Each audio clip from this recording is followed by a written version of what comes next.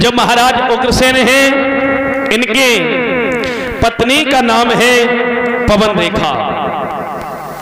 जो इनकी पत्नी का नाम है पवन रेखा, लेकिन महाराज उग्रसेन हैं, इनके घर में हर चीज है, और अगर किसी चीज की कमी है तो किसकी, कि घर में कोई संतान नहीं है।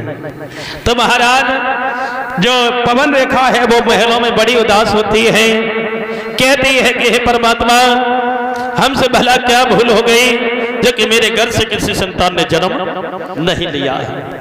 तो बहुत समय बीता। एक दिन महाराज उग्रसेन से कहा कि महाराज, मेरी ये इच्छा है कि हम अपने बाग में जाएं और जाकर के जरा घूम करके आएं।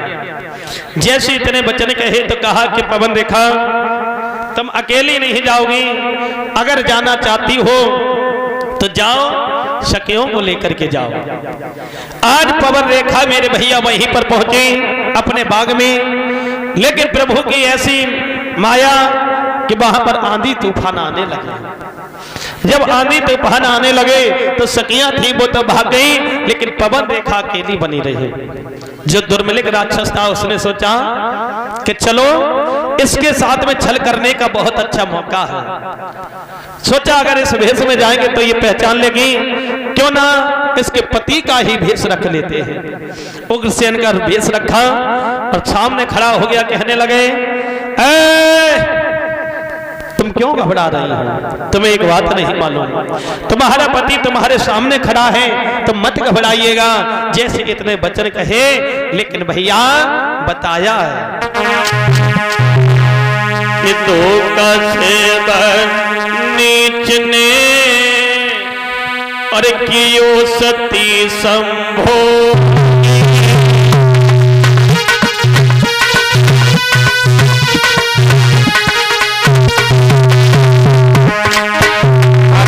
धोखा से नीच ने कियो सती संभो, और प्रकट है गौ अंत में पापी को शैयो।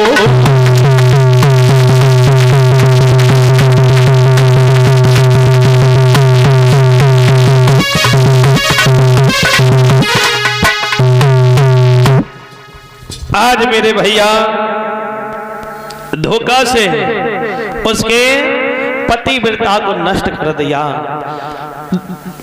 छल कर दिया, और अंत में अपने भेष में आ गया है। जैसे परीक्षित महाराज अपने भेष में आया, और आने के बाद में क्या हुआ ऐसा ही नहीं बताया कि जब भेष में आया पवन रेखा ने देखा और कहने लगी, ओरे दुष्ट तू, ओरे दुष्ट तू, तूने तो मेरे पतिव्रत धर्म को ही नष्ट कर दिया।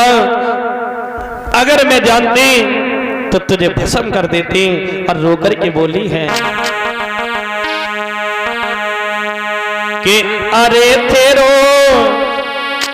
हुए सत्यानाश, और दोस्त तूने बहुत गलत किया है। अरे तेरो हुए सत्यानाश, और अभागे धर्म बिगाड़ो मेरो।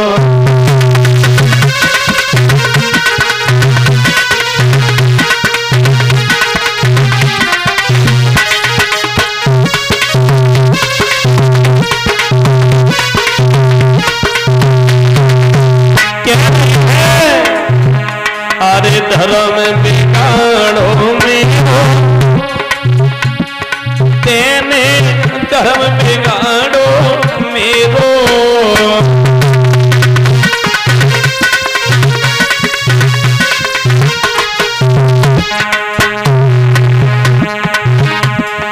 अरे तेरा कोई सच्चा से भागे मेरो।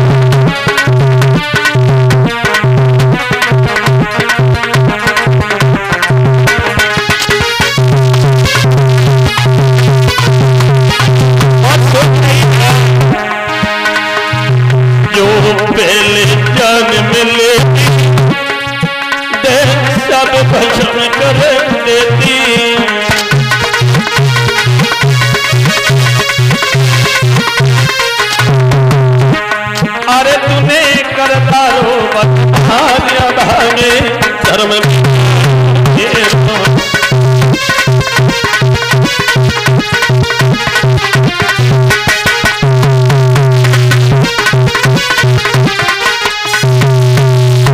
आज मेरे भैया कहा है कि ओरे दोस्त, तूने तो मेरा धर्म बिगाड़ दिया। जैसे इतने वचन कहे परीक्षित महाराज, और कहने के बाद में एकदम से वो अपने रूप में आ गया। कहने लगा, ए पवन देखा, तू बड़ी उदास हो रही है, तुझे एक बात नहीं मालूम? अरे तेरे कोई संतान नहीं थी, अब तेरे पुत्र होगा। कहा, ओरे दोस्त, मैं जानती हूं पुत्र होगा, तेरे जैसा होगा, पापी होगा, अभागा होगा। हाँ, मेरे जैसा होगा, मेरे समान योद्धा होगा, और वह जीत कोई नहीं पाएगा। और राजा और नर की बात कहा, बस इंद्र हार के जाएगा। मेरे जैसा योद्धा होगा, लेकिन उससे इंद्र भी हार करके जाएगा। अंत में वो भगवान के हाथों से मारा जाएगा। बोलिए गोविंद भगवान के। जैसे इतने वचन कहे, और कहने के बाद मेरे भैया वह राक्षस अंतर ध्यान हो गया। जैसे परीक्षित महाराज अंतर ध्यान हुआ, तो पवन देखा जो थी घर पर लौट करके आई। महाराज उग्रसेन ने देखा, कहने लगे, पवन देखा तुम बड़ी उदास हो, और ये तुम्हारा हाल कैसे बना है? लेकिन पवन रेखा ने ये नहीं बताया परीक्षित महाराज कि वहां पर एक राक्षस से मेरी मुलाकात हुई, उसने ये हाल बनाया। लेकिन कह दिया कि महाराज आदि तूफान आ गए थे, इस वजह से मेरा ये हाल हो गया है। इधर समय बीता। समय बीतने के बाद में उसी रानी के गर्भ से क्या हुआ? पवन रेखा के गर्भ से एक बालक ने जन्म लिया। जब बालक ने जन्म लिया है मेरी मैयाओं, तो असगुन होने लगे, आंधी तूफान, पानी गिरने लगा है। जब पानी गिरने लगा है, क्योंकि जब बालक जन्म हो और परीक्षित महाराज अगर आंधी तूफान आए तो समझ लो है कि जो वो बेटा बैस हुई है कंस जैसो।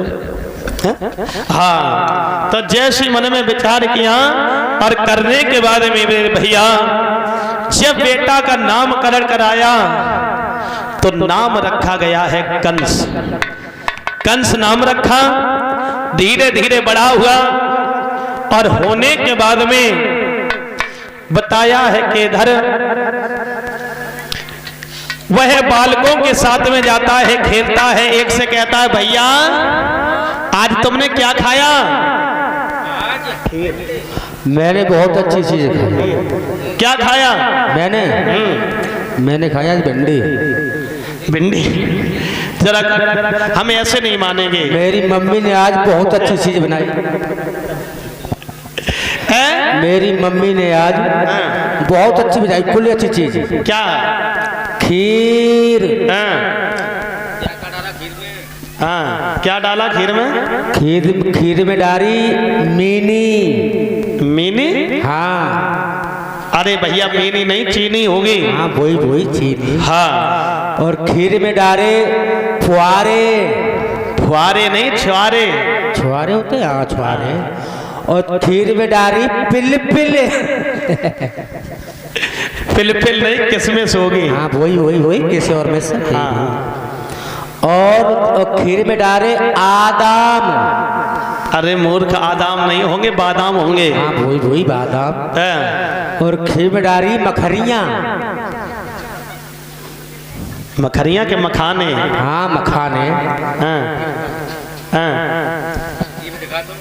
तो ऐसो करो, हम नहीं माने ऐसे। तो तुमने खीर खाई। ठाकुर साहब ऐसा करो, हम नहीं मानेंगे, पहले अपनी जीव दिखाओ। जीव न दिखाए रहे हो। ले जैसे जीव दिखाई है उस कंस ने जीव को पकड़ा है मेरी मैयाओं और छुरी से काट दी है जीव। अब तो खून गिरने लगा, बेटा वहीं पर खत्म हो जाता है। जैसे खत्म हुआ, अत्याचार करने लगा, बालकों के साथ में खेलता है, मारता पीटता। महाराजों के सैन के पास खबरें जाने लगी।